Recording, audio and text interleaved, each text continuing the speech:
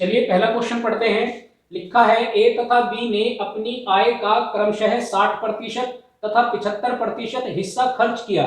यदि ए की बचत बी की बचत से 20% अधिक है तो ए की आय बी की आय से कितना प्रतिशत कम है।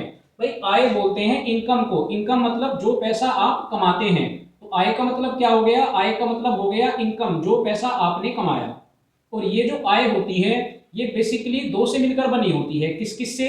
एक तो बचत से और दूसरा क्या है? खर्च से। भाई जो आप खर्च करते हो और जो आप बचाते हो, अगर आप उन दोनों को आपस में जोड़ दोगे तो आपकी क्या बन जाती है? आपकी इनकम यानी आय बन जाती है। भाई जो आप बचत कर रहे हैं और जो आप खर्च कर रहे हैं। फॉर एग्जाम्पल आपकी इनकम 100 रुपए है तो मैं आपसे कहता हूं कि आपने इसमें से 30 रुपए खर्च कर दिए।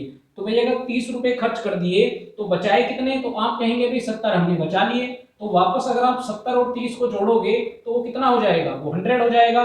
तो मैंने आपको क्या बताया कि जो आपकी इनकम है वो बचत और खर्च से मिलकर बनी होती है। तो क्वेश्चन के अंदर क्या दिया गया है कि ए तथा बी ने अपनी आय का 60% तथा 75% हिस्सा खर्च कर दिया। तो भाई ये तो इन्होंने खर्च कर दिया, तो अब इनके पास बचा क्या? तो भाई मैं ये मान लेता हूं कि ए की आय को मैंने ए ही मान लिया कि ए की आय ए है और बी की आय क्या है? तो बी की आय बी है। मैंने इन्हीं को इनकी क्या मान लिया? इनकम मान लिया। अब ए ने 60% खर्च कर दिया और बी ने 75% खर्च कर दिया। तो भाई अगर खर्च कर दिया तो फिर बचा कितना? तो 60% अगर खर्च कर देगा तो बचाएगा कितना? तो भाई 40% बचाएगा। इसी तरह से अगर बी की बात करता हूं तो उसने 75% अगर खर्च कर दिया होगा तो बचाएगा कितना? तो भाई 25% बचाएगा। भाई 100 पर आप कैलकुलेट करो, 60 को घटाओगे तो 40 तो ए के पास बचा और 25 बी के पास बचा। और ये ए ही मैंने क्या मान ली है? ये ही मैंने इनकी इनकम मान ली है। अब क्या कहा गया है कि इनकी जो बचत है, ए की बचत, ये क्या बन गई?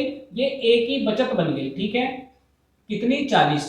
और ये क्या बन गई? ये बी की बचत बन गई। ये कितनी है? ये 25 है।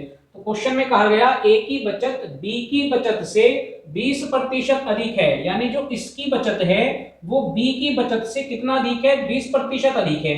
भाई अगर ये 20% अधिक है तो मैं दोनों को बराबर करने के लिए क्या कर दूं?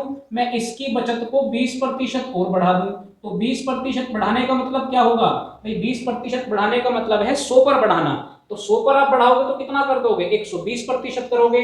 प्रतिशत को हटाओगे नीचे कितना हो जाएगा? 100। और अब क्या हो गया? अब इन दोनों की बचत बराबर हो गई। वापस समझ लीजिए, ए की जो बचत थी वो बी की बचत से 20% अधिक थी। तो मैंने क्या कर दिया? मैंने बी की बचत को 20% बढ़ा दिया। तो अब क्या हो गया? अब दोनों की बचत बराबर हो गई। ये क्या है? ये ए की आय है और ये क्या है? ये बी की आय है। तो आपसे क्या पूछा गया? ए की आय बी की आय से कितना प्रतिशत कम है। तो पहले एक बार आप इसको कैलकुलेट कर लो। भाई 25 से काटोगे कितनी बार कटेगा? 4 बार। 40 से आप 120 को काट सकते हो, कितनी बार कटेगा? 3 बार। तो यहां से क्या बचेगा? ए। यहां से क्या बचेगा? बी गुना 3/4 ये बचा। 4 को आप इधर भेज दो।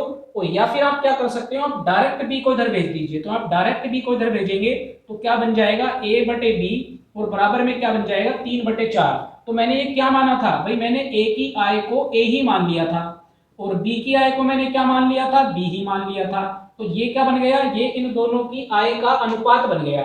इसका मतलब ए की आय कितनी है? 3 और बी की आय कितनी है? 4। तो अगर ए की आय 3 है और बी की आय 4 है तो आपसे क्या पूछा गया है? भाई आपसे पूछा गया ए की आय बी की आय से कितना कम है। तो भाई कम के लिए मुझे कहां चलना पड़ेगा? भाई इधर से ही तो आप कम की तरफ चलोगे। भाई इधर चलोगे तो ज्यादा की तरफ चलोगे। आपसे पूछा गया कितना कम है, तो आप कहोगे कि भाई कितना कम है? 1 कम है। और जहां से परिवर्तन शुरू होता है, आपने कहां से चलना शुरू किया? 4 की तरफ से। तो नीचे कितना आएगा? 4। ये सब आपने परसेंटेज के अंदर सीखा हुआ है। प्रतिशत में आपको आंसर बताना है तो मल्टीप्लाई किससे करते हैं? 100 से। कैलकुलेट करोगे तो आंसर कितना आ जाएगा? 25%। यानी ए की आय बी की आय से 25% क्या है?